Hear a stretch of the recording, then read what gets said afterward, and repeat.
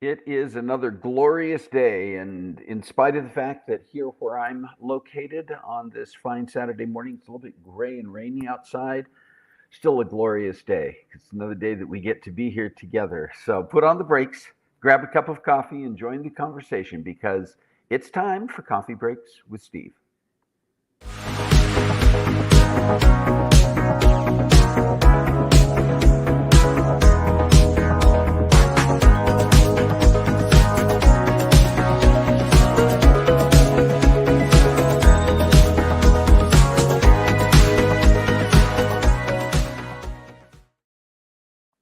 Welcome to Coffee Breaks with Steve. I'm Steve Glavin, and this is the show where we come together each week around our virtual coffee table and join the conversation to chat about interesting topics with amazing guests. If you're joining us for the first time today, welcome. And if you've been with us before, welcome back. It is Saturday. It is the first Saturday in November. In fact, it is Saturday, November 2nd, November 2, 2024. And if you are joining us live, do make sure that you say hello in the chat so that we know that you're here. Carol is here. And I know there are others of you who are here, so make sure you do let us know that you are with us today because we want to know that you're in the room around the virtual coffee table. And we also want to make sure that you join in the conversation when we get to our topic and our guests today. So yeah, it is. I mentioned at the outset, it's gray and rainy. We're in November, and Spokane is one of those places that gets the seasons. In fact, I've actually seen some forecasts in the last week or two, looking ahead, that said that we could start to get a kind of a wintry mix. We could start to see some snow mixed with the rain. And hi, Jody, and I kind of see, it's interesting on one of the apps that I follow, I can kind of see who's logging in, but it's not reliable. And that's why it's always good to let people know if they should say hi if they can. So hi, Jody. And if you are joining us, say hi. Let us know that you're here. Anyway, yeah. So what's going on in your area? We've got people tuning in from all over the place, and including potentially today from across the pond. So we'll see. But what's the weather like where you're at? What's going on in your neck of the woods? Like to know what you're up to and what you're experiencing. If you are tuning in later on, maybe you're watching the recording of this episode, you can still make your comments in the chat. We'll be glad to share those and let our guests know that you joined in so that they can also reply, and you can be part of the conversation. Hang on a second. It's interesting today. I'm not going to go into a lot of detail, but I'm feeling a little bit kind of, what's the right word? Sort of that foggy brained today. I yesterday morning started experiencing something I've had before, but I haven't had it for a number of years, like a vertigo. It gets diagnosed and did this time again as labyrinthitis, where your inner ear, it's not an infection, but the inner ear just doesn't quite know what it's doing. And in certain positions, if I move quickly or if I'm laying flat on my back, the room seems to be rolling. It's not a fun experience. I'd much rather have my ears acting normally and do something else that makes the world around me roll, like ride a fun roller coaster or something. But anyway, both between the fact that it kind of messes with your head and the fact that I'm on some medication for it, I'm a little bit off my normal focus today. So if I do anything weird, hit a wrong button or do something like that, you'll know why. Anyway, yeah, let's see who else is on here. I want to say hi to a few people. Rick is here. Hello. Kathy Garlick is here. Good to see you all. I want to get to our sweet and savory, and then we can get to our conversation with our guests today.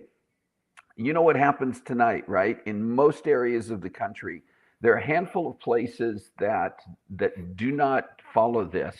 I think, is Arizona one of them?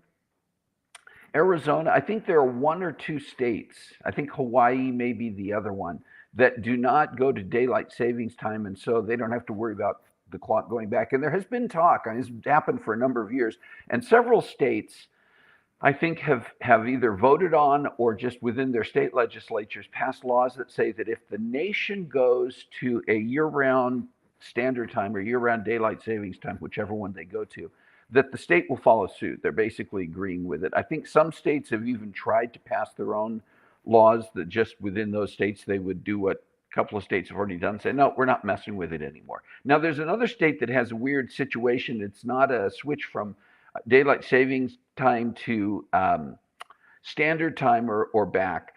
Is Indiana is actually in two different time zones. Part of it is in central time zone, and part of it, some of the counties are central time zone, and some of the counties are eastern time. And so you can go across from one county to another and all of a sudden be in a different time zone within the state. I mean, we can do that within our country anyway, that you go from one state to another. And I think the only other place I'm aware of is, I believe there is the spot, Ontario, Oregon, Eastern Oregon, where that area right around Ontario, because of their proximity to Idaho, they actually, from a commerce standpoint and from just a practical geographic standpoint, they're closer to Idaho than they are to any metropolitan area in Oregon. And so I think they follow mountain time, but somebody double check that and correct me if I'm wrong.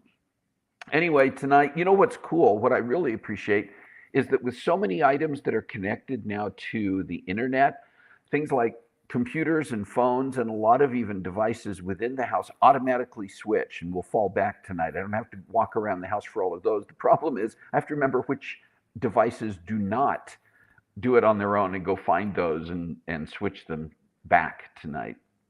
Curious about your situations with that. Um, yes, and let's see. Bucket list heroes. That Scott wants to. Good. Scott and Jody are here. Good to see you both. Jerry Thompson says it's another typical Portland day, which I assume means typical Portland day. Jerry, does that mean that it's raining in Portland? That could be very typical. Kim Baker. Okay. Good morning. Yeah, losing 1 hour sleep can set your body back physically. Considering the fact that my body's already dealing with some stuff today, I'm curious to see what happens when I wake up tomorrow. I'm not worried about it, I'm just curious. What else is going on? A couple of birthdays this week that we want to mention. Joel Herman, if you tuned in a few weeks back, Joel is a U.S. Army veteran and long distance runner. Joined us on the show a few weeks ago to talk about his experiences, shared his story. Joel is celebrating his 50th birthday today, a big milestone birthday. So happy birthday, Joel. We love you, man, and hope you're having a great day. And then another former guest makes it sound like somebody from our past, but another individual who has joined us on Coffee Breaks before. It's been 2 or 3 years now since Kathy LeGros was here and shared as an author who wrote a biographical book about her grandmother's experiences. It's an amazing, amazing book. Kathy joined us on Coffee Breaks with Steve 2 or 3 years back to talk about her. We need to have Kathy back here. But anyway, Kathy is celebrating a birthday this coming week on November 5th. So happy birthday, Kathy, as well. Do you have a special day this week that we may have missed in the shuffle here? Please let us know in the chat so that we can celebrate with you. And if you have a special day coming up, perhaps before the end of this year, this month or next, or maybe even sometime into next year, you can send us an email at cbwsteve@comcast.net. We'll make sure we get it on our calendar and include you in our celebrations and acknowledgments. Yeah. I'm just going to catch up on a few things. We get an hour. Yeah. I'm just looking at comments on here. Once again, a reminder, and you see at the bottom of the screen, that if you are joining us, please do say hello. Please do participate in the conversation. And I want to take a couple of minutes just to share with you a little bit about our guests today and tell you about them. This was part of the reason I know that Scott and Jody are in here today.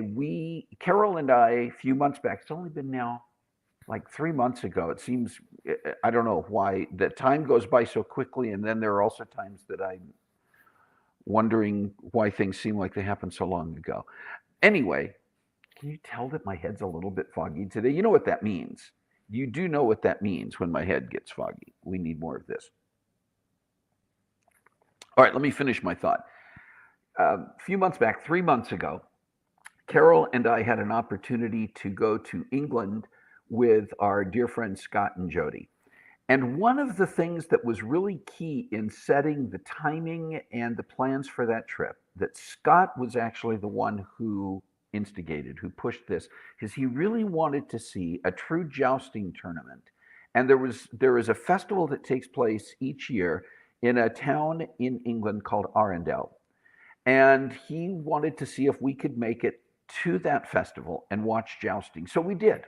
We took the train from London to Arundel, spent a day there, got there in the morning before the castle, there's a castle there, before the castle even opened, before the grounds even opened around their festival. And we got to watch a couple of rounds of something that I personally didn't even know existed. I've been to places like Medieval Times Dinner Theater. I've seen exhibition jousting where they do it for the show. It's still very skilled. It's very well put together. But what happens at Arundel, and as we found out, happens at other places around the world, is actual competitive jousting as a sport, that medieval jousting that is done in modern times. And I had the opportunity to reach out to one of the organizers of that festival on that day and tell her about Coffee Breaks with Steve and invite her to come on the show. Well, that individual and her husband, who are both organizers and both professional jousters, are going to be with us today as our guests. So let me tell you a little bit about them. First of all, Stacy Van Dolah-Evans, who is the producer of the Leeds Castle tournament and one of England's finest jousters. Stacy has ridden horses since childhood at a competitive level and progressed into mounted 15th century cavalry and tournaments in 1999 when he joined the UK's finest 15th century cavalry reenactment group, Destiny. He holds a deep interest in military horsemanship throughout history and particularly enjoys recreating British cavalry of the 18th and 19th centuries. This has led him to ride with the Queen's Royal Lancers display team at such events as Royal Military Tournament in the presence of Her Majesty the Queen. Stacy regularly competes internationally and comes to the tournament with an impressive winning record. He is the reigning champion of the Arundel International Tournament, having secured the individual title in 2017. Actually, I think this is a few years old, but he was the reigning champion at that time. In 2016, he won victory in jousting and melee at the Royal Armories and has also had victories in France and America. This was on the back of a successful season in 2015, winning the individual jousting championship and mounted melee in Poland and the team championship at the Arundel International Tournament. Stacy has also been a holder of the Queen's Jubilee Horn and the Sword of Honor, the Royal Armory's coveted jousting trophies. Kyle Van Dolah-Evans hails from San Diego, California, where she started riding at the age of 3. Kyle was an avid eventer until graduate school. Since her move to the UK in 2010, she has become an enthusiastic participant in historical riding events ranging from Victorian side saddle gymkhanas and Roman cavalry games to 15th century skill at arms competitions. Kyle is the co-organizer of the international jousting tournaments at Arundel and Leeds Castle and an expert on horsemanship, chivalry, and jousting tournaments. As the mother of twin boys, she is also rapidly becoming an expert toddler wrangler. Although Kyle has many years of experience in the saddle, she only started jousting in 2023 at King Charles Cup for the Royal Armories. She has now competed in 2 international jousts in England and in Norway. Now you can begin to understand, I believe, why we thought it would be so fascinating to have this couple join us as our guest today. So here is my conversation with Stacy and Kyle Van Dolah-Evans. Well, Stacy and Kyle, thank you so much for joining us on Coffee Breaks with Steve. It's a pleasure to have you here today. It's a pleasure to be here. Glad we could make it. Yeah, it's a pleasure to be here, Steve. And you're, of course, tuning in from England, and I'm interested in hearing a little bit more about where you each come from and how you ended up meeting and getting together. Whoever wants to start. Yeah, I'll start that one. Yeah, I'm obviously not a native of England. I was originally from San Diego, born and raised. And I went over in about 2012 for a sabbatical But I clearly didn't understand the concept well because I've ended up staying now permanently and have a mortgage and I'm married with twins. So I need to do a sabbatical from my job. But I was riding in Victorian side saddle display events and doing all sorts of stuff. And the gentleman accompanying us in there, who was just supposed to ride around and talk about how wonderful the ladies looked, he rolled off and broke his collarbone. So we needed another gentleman to step in. And Stacy was roped in to joining us. So kind of a bit begrudgingly because he wasn't used to just riding around and going, well done. And is that how you first met Stacy? That is exactly how I first met Stacy. So he was dragged kicking and screaming to one of our side saddle training shows for the Victorian displays. Oh my gosh. And that was in early 2012. And where was that? That was Peterborough. It was where we first met. Yeah, but we did displays for English heritage all around the country. And yeah, so ironically, one of my best friends, Nigel Amos, is it's one of his favorite bar stories. He's the reason we got married is because he broke his collarbone. It's actually the gentleman when you came to watch us at Arundel, Steve. It's the gentleman who was commentating with me. Is the man who fell off and broke his collarbone. Is how we met. So there's a connection there. That's great. Yeah.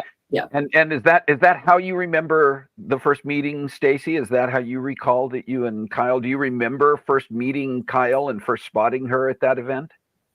I would say yes, but I'd been drinking quite a lot that day, Steve, to be honest with you, because I really didn't want to be there.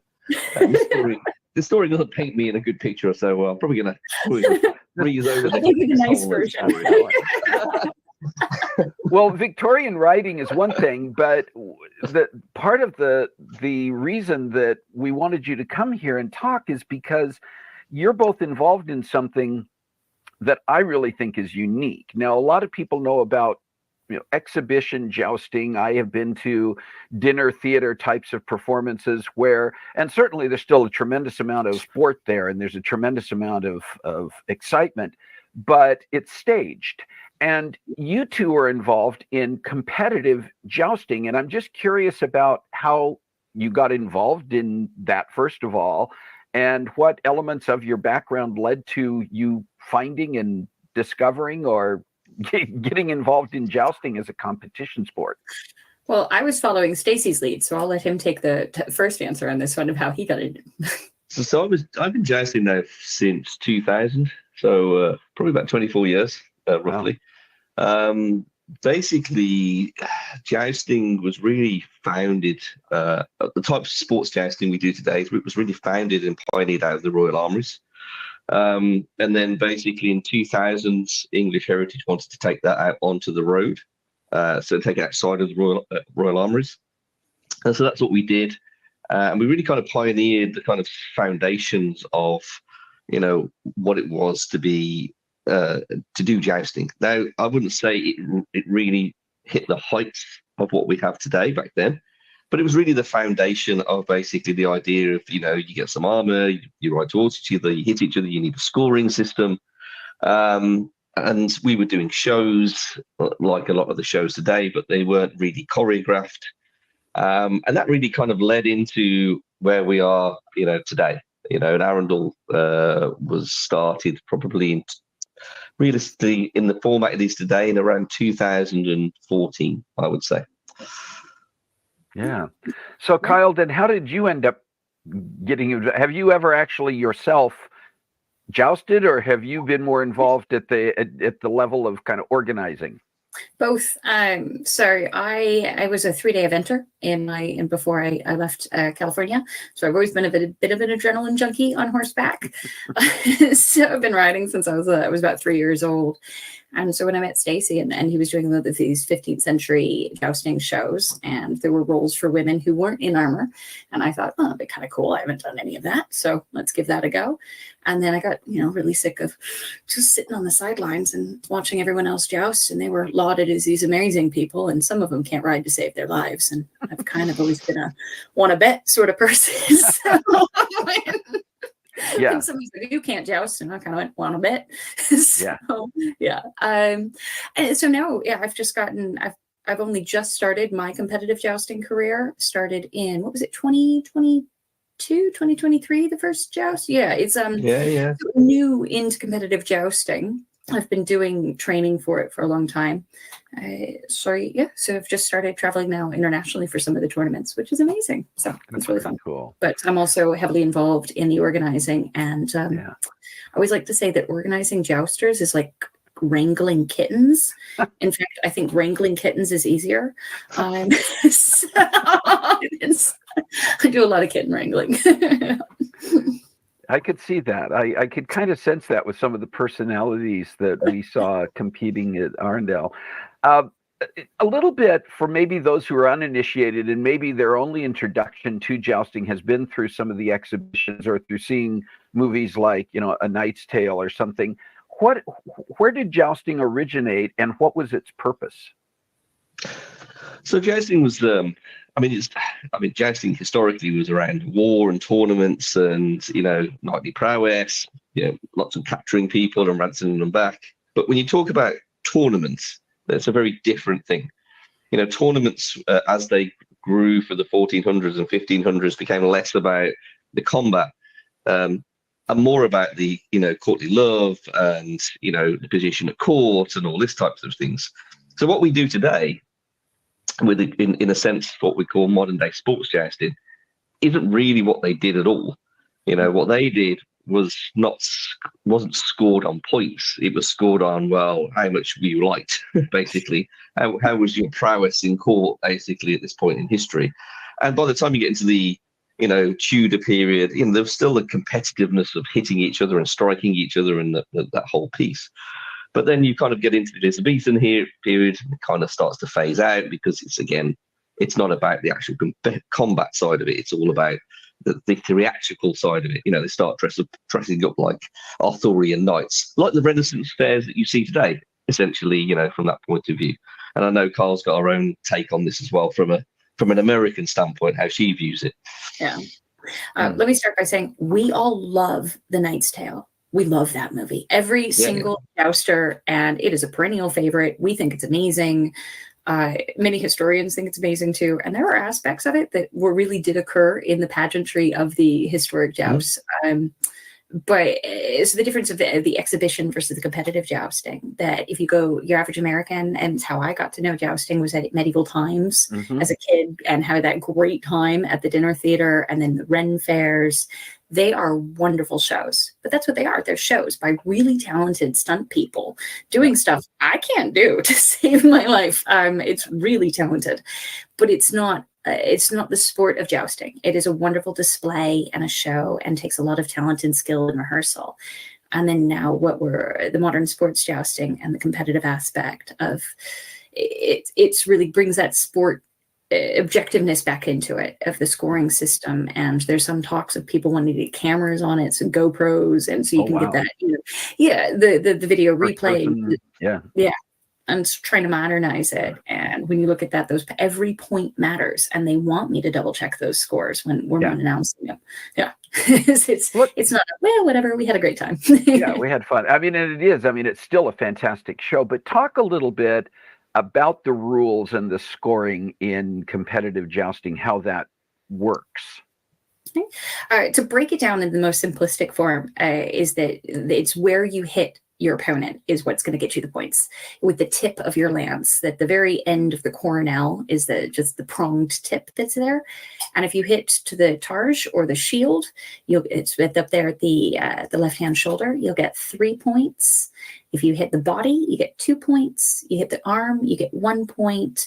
And at Arundel, we allow for hits on the head for 3 points. Some tournaments mark them as illegal strikes, because it's we make the joke that it's not very nice to hit your friend in the head with a big stick, but sometimes people can get hurt if their helmet isn't properly done and fitted.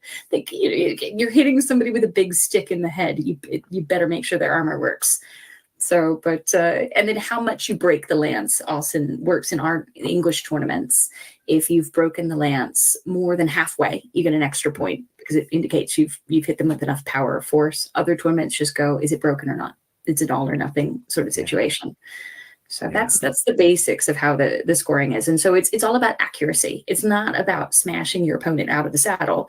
It's can you precisely hit them right in the middle of that target area.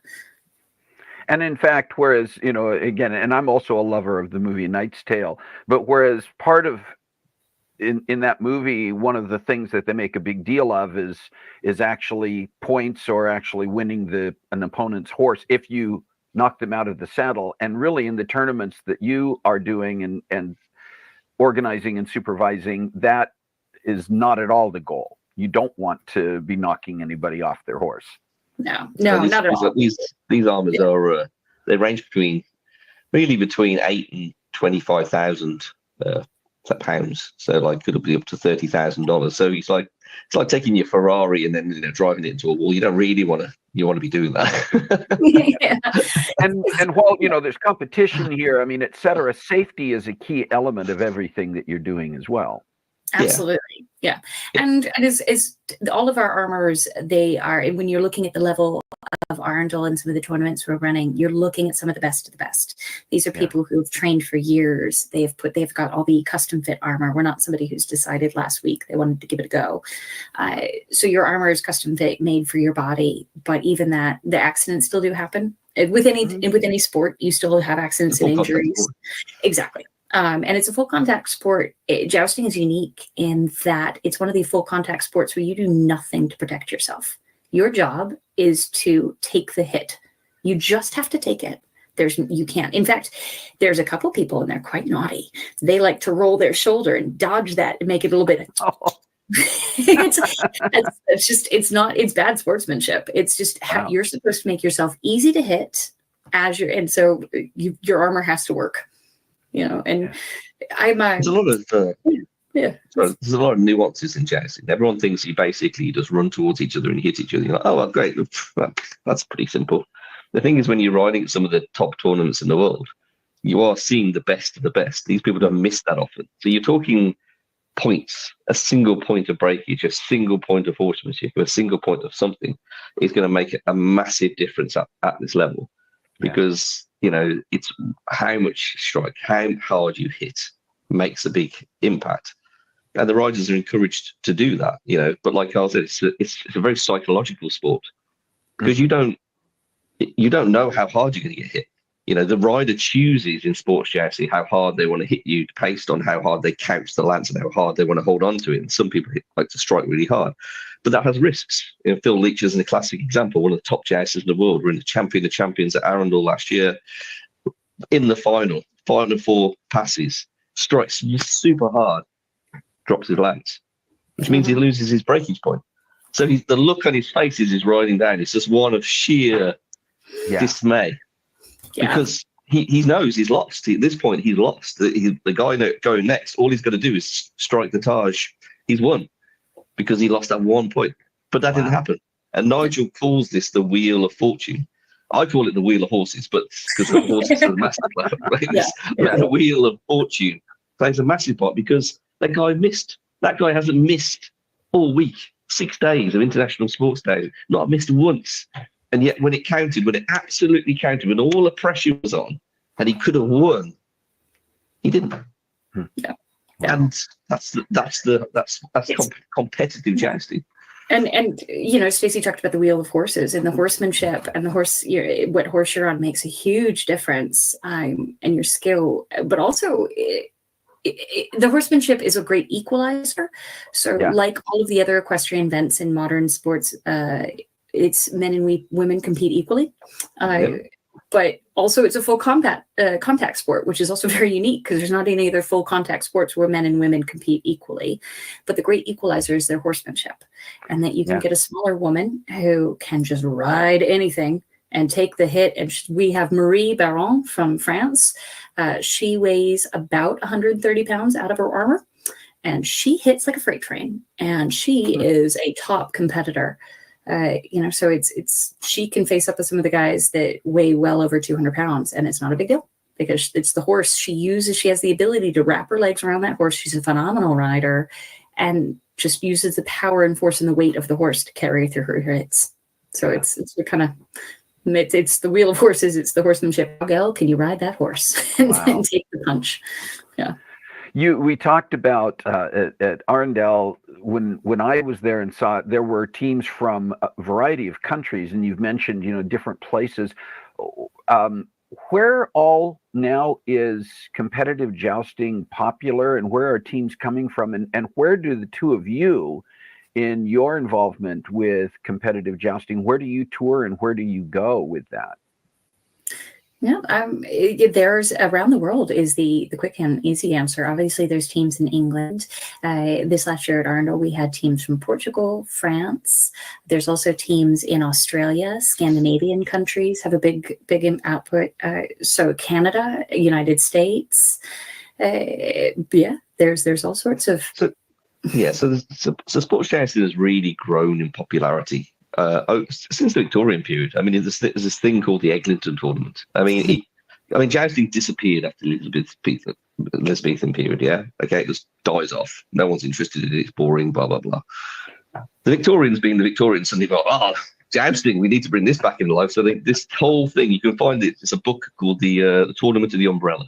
Yeah, it's an hilarious read about a bunch of very eccentric Victorians who have too much money and not enough brains who put on this tournament, which in the worst part of the country where it rains horrifically. Yeah. So basically it gained popularity back in the Victorian period. And then people started finding armours and, they started doing stuff, and then people started watching shows, and then Knight's Tale came out and it had a real resurgence. So sports jousting, or modern day sports jousting, as we call it today, has really grown across the world. You've got big tournaments in Australia, big tournaments in Russia, big tournaments in Poland, France, America, Canada, Norway, obviously the UK. All over the world now, you've got a bunch of people, and not just, who are working at the very top level. But sports jousting is also the same as Formula One. And I'm sure Carl's got an American version of this, where you've got Formula 1, 2, 3, and 4. Formula 1 is someone like Arundel. Arundel is the Super Bowl of international sports jousting. Yeah, it's one of the top international sports, the Wimbledon for us of sports jousting. Wow. Yeah, because it's the Duke of Norfolk's tournament. Yeah, it's the only tournament in the world where you're not paired with a horse. You have to ride lots of different horses through this whole chaos of things. So it's one of the hardest tournaments in the world to win. But there are lots of other fantastic tournaments as well, 3-day tournaments and 2-day tournaments. So it's really gained popularity, and it continues to grow. Same as the scoring system you talked about earlier. People say, is it ever going to be an Olympic sport? It's like, probably not, but more than likely not, to be honest with you. One, because it's very niche. Secondly, it's very expensive. But if it ever did become something like that, it wouldn't be what we did anyway. If you take fencing is a good example. If you look at modern day fencing in the Olympics, is it what they did in the Renaissance fairs?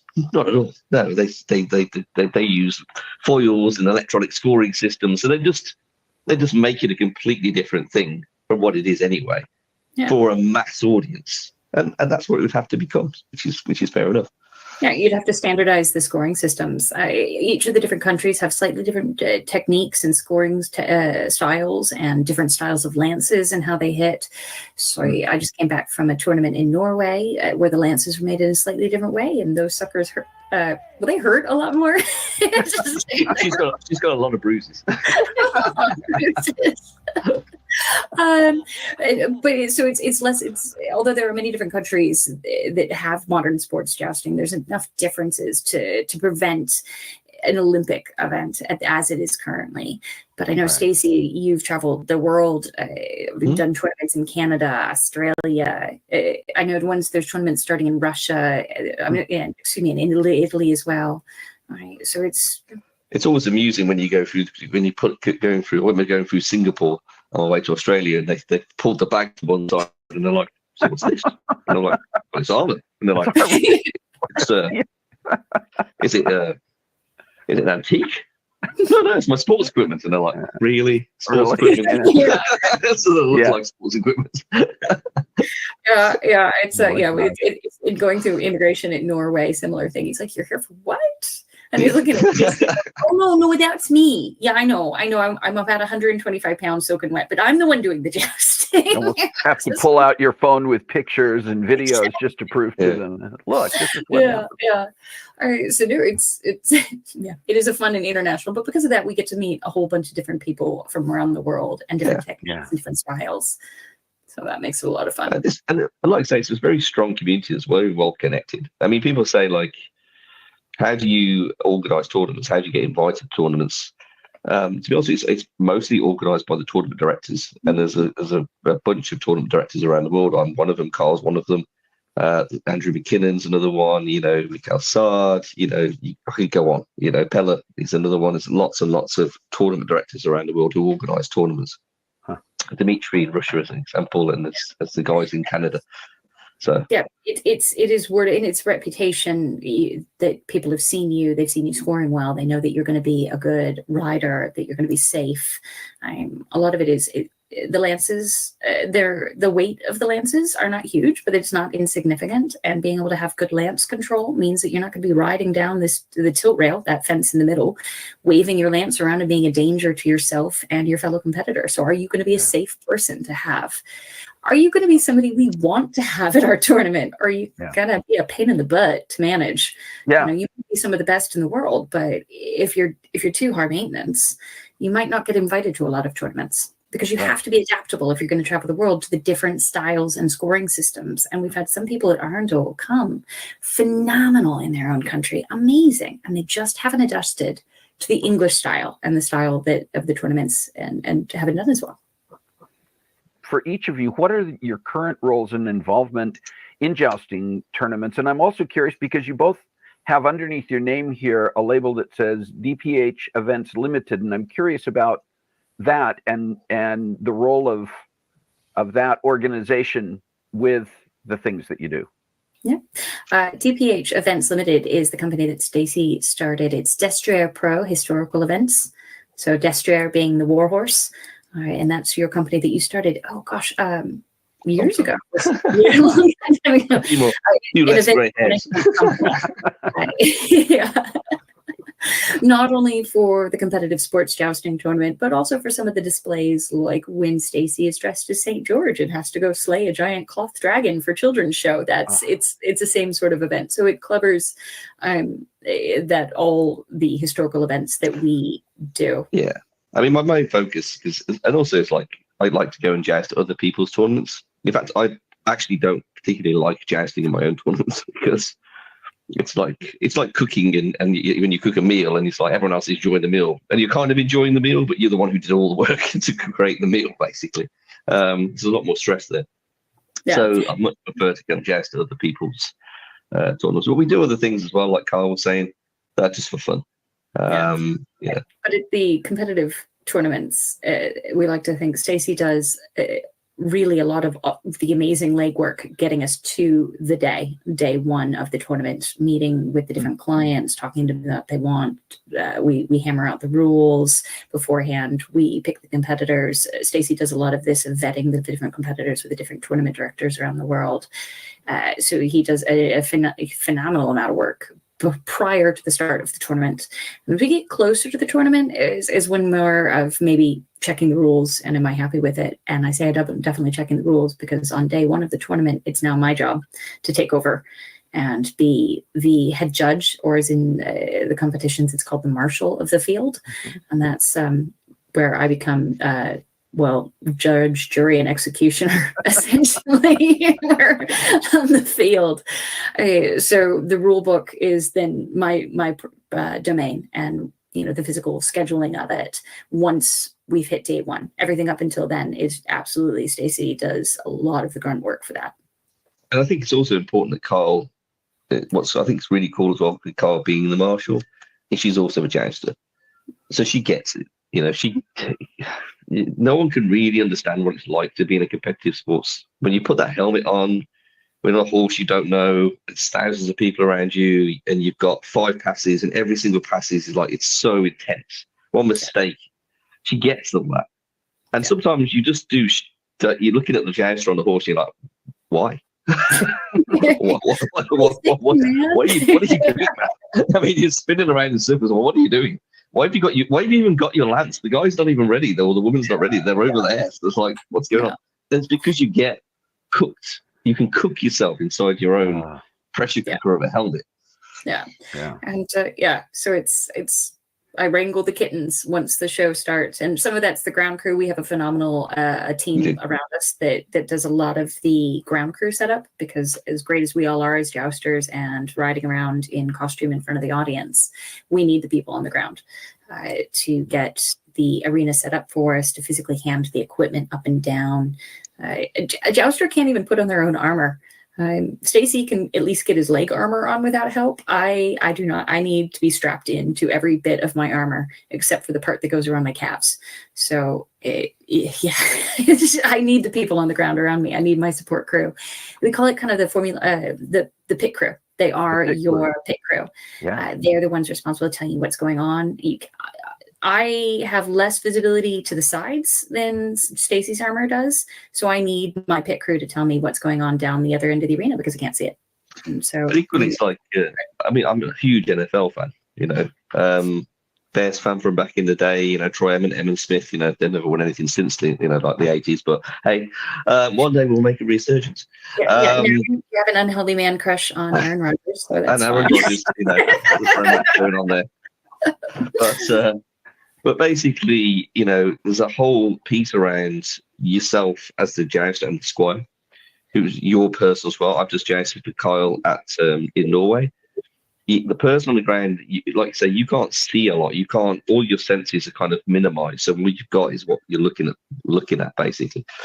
So having someone on the ground you really trust, who knows you, who can talk you through that. I've just jousted at a tournament at the Royal Armouries with a guy called Simon.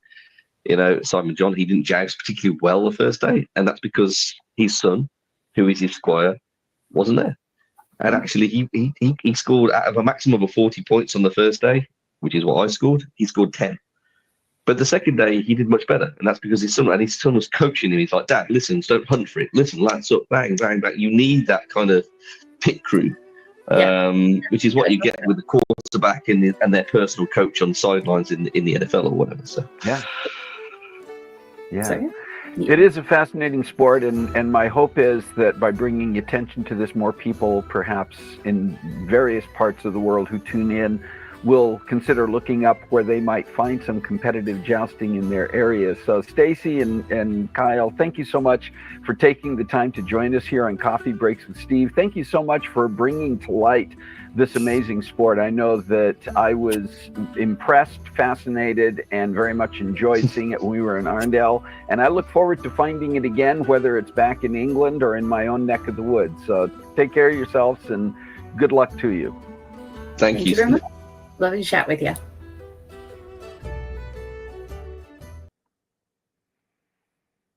All right. Listen, is there anybody who thinks that was not an absolutely fascinating conversation? Amazing. And again, my thanks to Stacy and Kyle for taking the time to join us and to tell us so much about this unique, extraordinary sport. I want to wrap things up for us today. By the way, please do not forget that you can continue to make your comments in the chat. And if you tune in later, and Carissa, I'm with you. I could listen to them talk about this. I could have gone on for the better part of the day that we were on there. I needed to be sensitive to them because, as Kyle mentioned early on, they're, among other things, the parents of twin preschoolers. And we even timed this to make sure that, to the extent possible, we were not getting in the way of their parenting. So my tremendous appreciation to both of them for working their schedules and taking the time to join us from across the pond.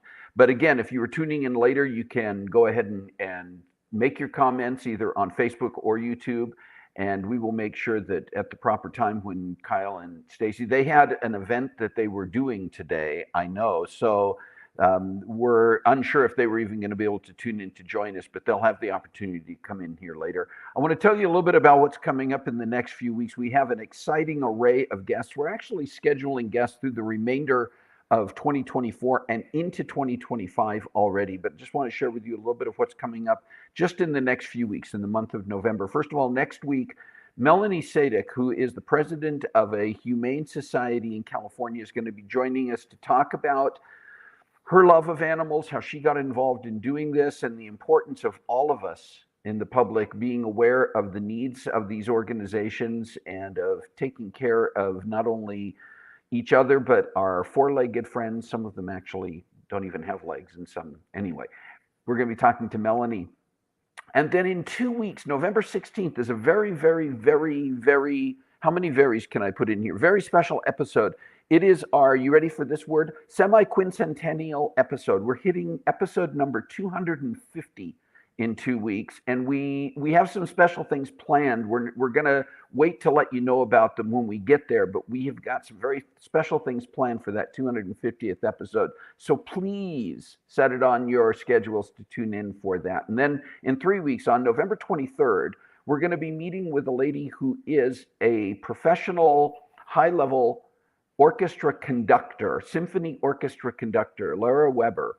And we're going to be talking to her about how she got involved in this line of work. There are not that many women conductors around the world, period. And we're going to be talking to Lara about her profession, about her experience, and as we always love to do, just about music in general. And then at the end of the month, I have two people who are going to be returning to Coffee Breaks. They've each been on before, but this time they're going to be here together. Alexis Cara and Chrissy Whitehead are going to be joining us and talking about not only their acting background, but they're going to be talking to us about the things that they are doing now. So you do want to be here for that. They're both amazing ladies, and we're going to have a fantastic conversation. What are the topics that you would like to discuss? Who are the guests that you would like to see us have on Coffee Breaks with Steve? You're part of this conversation, and we always appreciate your input.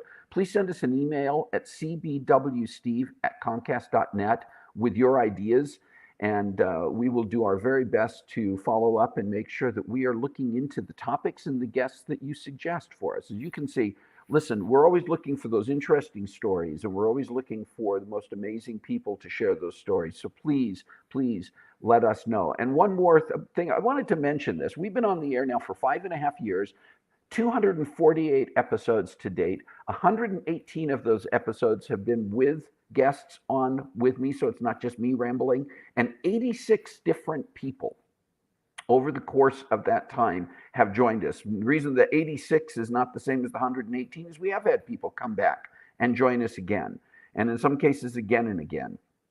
So this is a great opportunity for anyone who's got a story to come and share it with us. And then I please ask you, I'm reminding you, we also have a YouTube channel. It's very simple. We're putting the link for the YouTube channel in the chat right now, but it's very easy to find. You can go to YouTube and look up Coffee Breaks with Steve or put in that link, and it will take you to our channel. And we share every single video that we put on live is also on YouTube.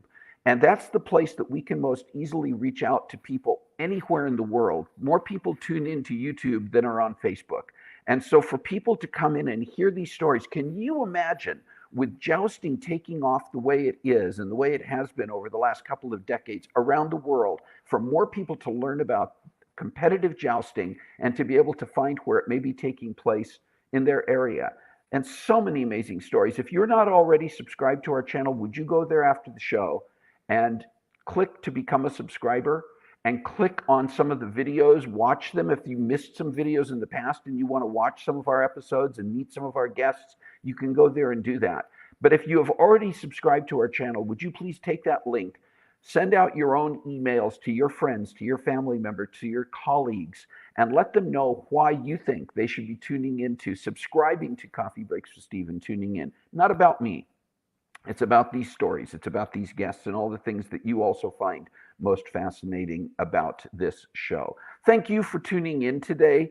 I want to say a special thank you once again to Stacy and Kyle Van Dolah-Evans for joining us on the show, for sharing amazing story, but also for all of you. You are part of this conversation. You're part of the family.